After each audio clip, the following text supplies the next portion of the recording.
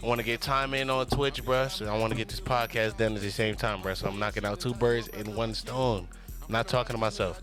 Anyways, if I'm saying what's popping, bruh? It's another Rude Boy Radio episode. I don't even know. I believe like eight or season two, episode two, actually, bruh. So shout out to y'all that's been tapping in on the Rude Boy Radio episodes, bruh. Anybody that's been on the live, anybody that's been tapping in with my beats, anybody that's needing marketing, anybody that is serious about their music. You feel what I'm saying? I rock with y'all super heavy. And that's when we're gonna lean into the first topic. Being serious about your music and how a lot of artists do not deserve type beats, bruh. I feel like a lot of artists don't deserve type beats and that luxury of having that many beats because they are already lazy, bruh. It's just like having a fast food restaurant right next to your crib, bruh. If you have that gluttony energy or that gluttony vibe, then it's gonna be the same thing when it comes to beats. So you're gonna give out either one, low quality and try to drop a lot of music, or two, just hold your music and you have high quality, but you don't know what to do with it.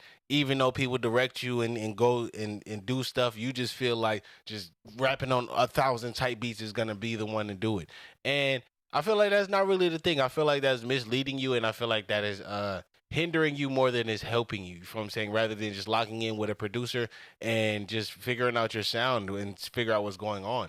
So that's definitely a hindrance, bro. That's 100% a hindrance. I wouldn't say it's a crutch or it's gonna kill you, but I feel like if you do too much of anything, it's always gonna be bad. You know what I'm saying? So even just having too much of type beats and just having that luxury of going in and just like, you know, if I'm saying you know when you get in type beats, bro, you doing 5 songs, just vibes you rock with. You typing in a thousand type beats. If I'm saying like you tapping in with producers. Imagine those are real life producers. Imagine you listen to 5 producer songs, then you go to another producer studio, then you go to another producer studio. That cost, that plane ticket, all of that, just the vibes in the studio time, the producer's time as well. You know what I'm saying? So I feel like type beats just cut a lot of costs for producers' value as well as just the artist experience as well. So that's just one thing I feel like that was hexing on my mind a little bit.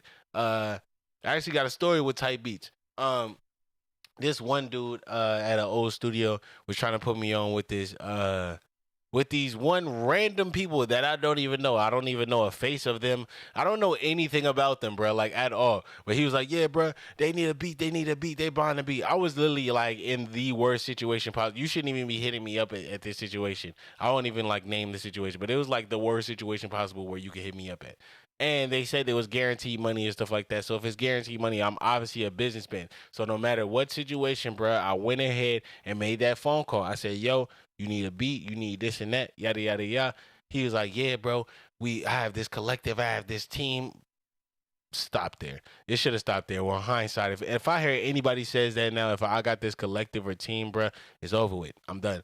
Anyways, he was like, "Yeah, bro, I got this collective of team of producers. We just want to see what you can do, yada yada yada yada, this and that."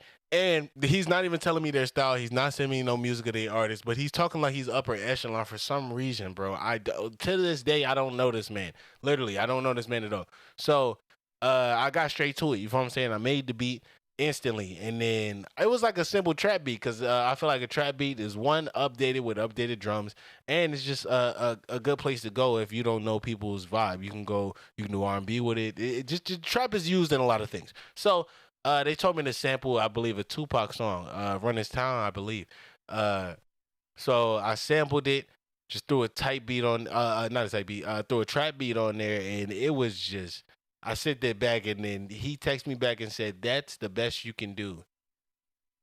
First of all, nigga, who are you? Like, let's start there. Second of all, you're faceless. Third of all, I don't know none of your artists. If you had any artists with any accolades, you would have sent it to me. So you're saying, is that the best you can do? Is crazy as hell. All right. I redid the beat, bro, because that kind of perturbed me. So I redid the beat, you know what I'm saying, did a more West Coast vibe, a more Larry June vibe.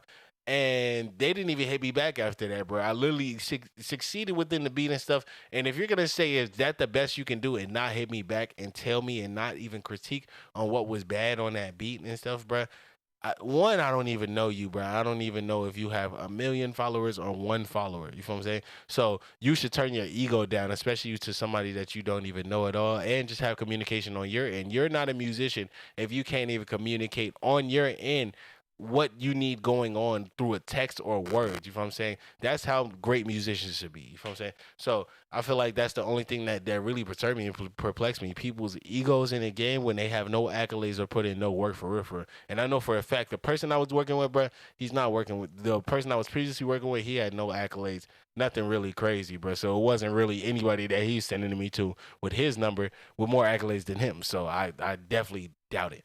So yeah, 100%. Let's see. Let's get on to the next topic. Artist on the side beat. No producer, no music, no engineering, no artist.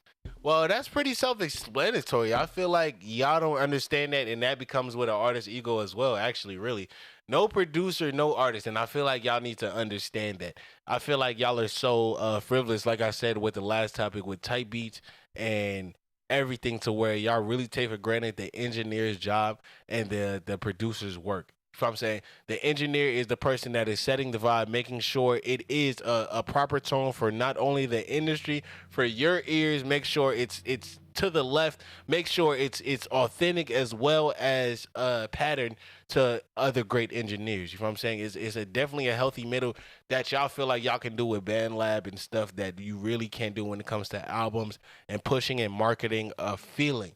You know what I'm saying? You can definitely market a song when you're doing BandLab, but definitely marketing a feeling is definitely not that. You know what I'm saying? What's poppin', C Money? What's poppin', gang? I'm just doing a podcast on here. I'm recording right now.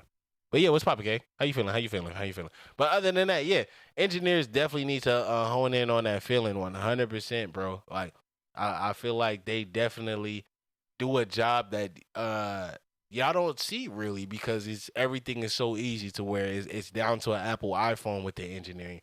But your greatest engineering is still well paid. They're like a doctor well paid, probably even more.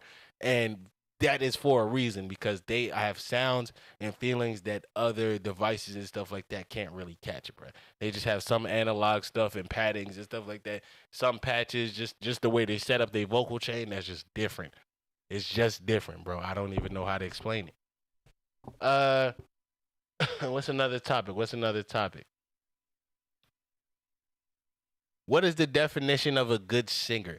I feel like there's really no definition in a good singer, and I feel like y'all should really, especially now, because back then, definitely your average singer would have a strong country tone or a strong gospel tone. There's really no in between, or like, and you can go to the pop tone, but you know what I'm saying? That's really a regular tone, but it like back in the 80s and even before that, you would like to hear a really soulful tone. That's what I would say, no matter what region you're in.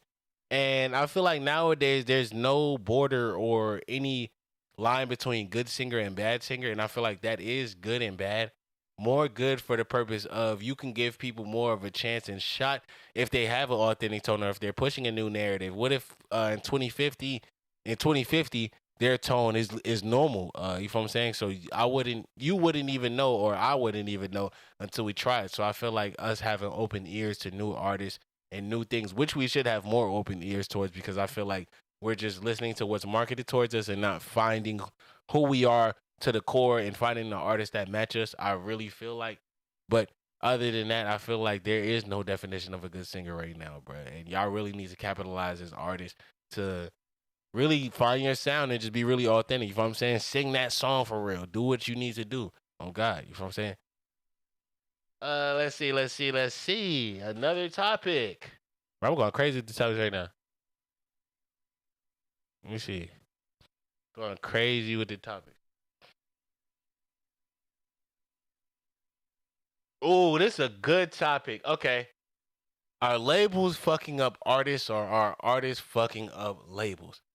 There has been this big ass argument between influencers, journalists, artists, and everybody on really pointing the finger on who's really fault it is. But I really feel like it's the artist's fault all in all, bruh. if you get an investment on anything, if you get your stuff invested on a full house and you get a loan on that house and you can't pay that back within a year span or whatever the allotted span that you can't, you owe that money back regardless. You're getting an allowed investment. You know what I'm saying? So you have to pay that investment back on any investment that you have. An example, TLC. We can go back to as far as TLC. I feel like TLC didn't manage their money at all. Like they felt like they got snubbed and all that, but they was having babies back and forth. They wasn't going to rehearsals. They was missing shows. They was caring about their image. You got a car. You know what I'm saying? We could have just paid you, and then you wouldn't even know how to get a car or just have a car handed to you like that. You have to have good credit. You have to have good credit score. You got to know those people. They just didn't want to work their way up, and I felt like they was too infatuated with on the top fame rather than the journey, and I feel like that messed them up a lot and messed up their career 100%. And as well, Left Eye was trying to go independent. Left Eye was trying to do her own things creatively, and you got to think about music video budgets as well. They were trying to do all these grandiose music videos.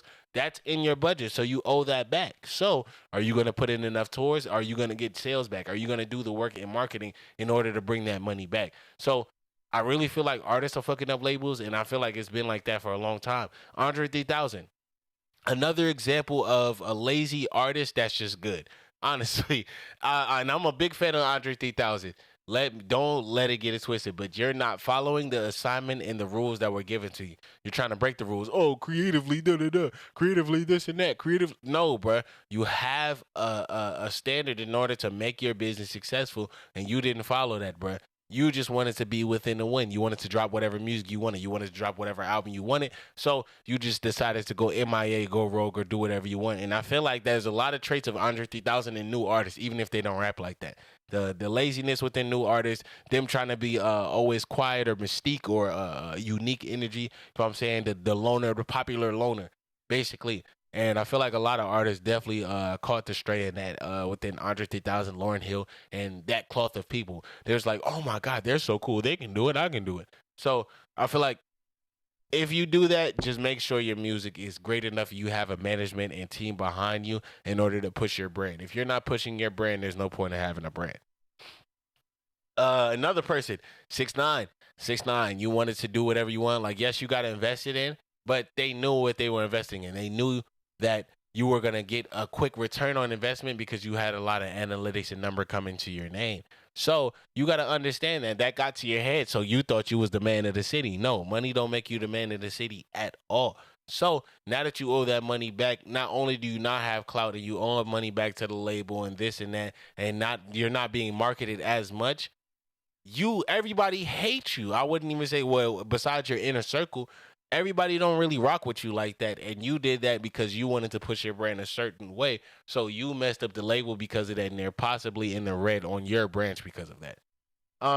Another person, Designer, bro. We invested on your tone, and it was kind of similar to whatever Future had. So we invested in your tone and your vibe, and you brought energy to the city. You didn't bring energy to New York, but you brought energy to cities with that Panda. Kanye brought that energy. You signing to good music, you should have broke out, kept running up Panda however much you can, doing that whatever you can, the remix, whatever, doing commercials, doing sponsorships on your own time, so you can recoup that money so you can do something else, so they can trust in you that you could actually push a product.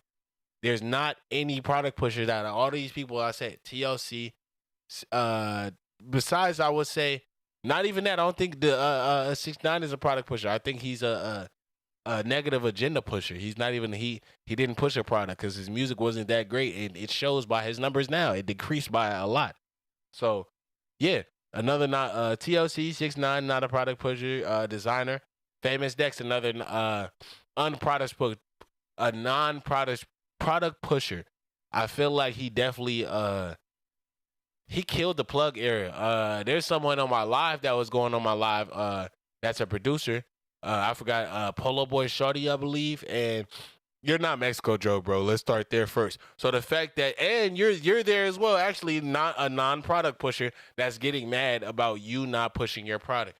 You do not have your product. You do not have your joint copyrighted. You do not have anything trademarked. You don't have the plug thing pushed at all. So the fact that plug is getting pushed, I've seen skate edits and stuff like that. You're not getting paid for that plug sound, that plug tag, or at all. So the fact that you're disrespecting me, that I'm pushing your brand on my live is crazy, bro. He went on my live and told me to take off the plug sound. You feel what I'm saying? You know this sound, this sound right here. This sound right here. He told me to take that off, and I'm never taking it off because I actually rock with that movement and sound, and I'm doing more for that brand than you ever did. And you have placements. You have all of these people. All you had to do was make vlogs, at least 2 to 5 vlogs of you hanging out with all of your placements saying, yo, that plug movement goes crazy. You didn't, and you messed it up, and that's your fault. That's not my fault at all, bro. And I will never take that off because you fumbled. You fumbled that trademark. You fumbled all of that. And I feel like only people know, the only people producer that people know plug for is Mexico Dro 100%, unless you do crazy research.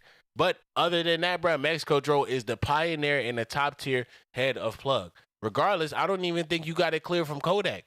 I don't know that. You could have just got a blessing and you never paid him for that. He could get royalties, and that's probably why you never trademarked it. So there's people on the higher echelon that's not even like taking care of their business, and it's really, really, really, really, really, really frustrating. So, yeah, Famous Dex, Polo Boy Shorty, Famous Dex. I didn't really get into that as far as that, but it's really self-explanatory, bro. You chose looking famous rather than locking in and being famous for real, and getting your accolades up. You're just really a part of the plug movement that was really kind of dying, but now it's going up without y'all. That's the crazy thing. Plug MB, Dark Plug,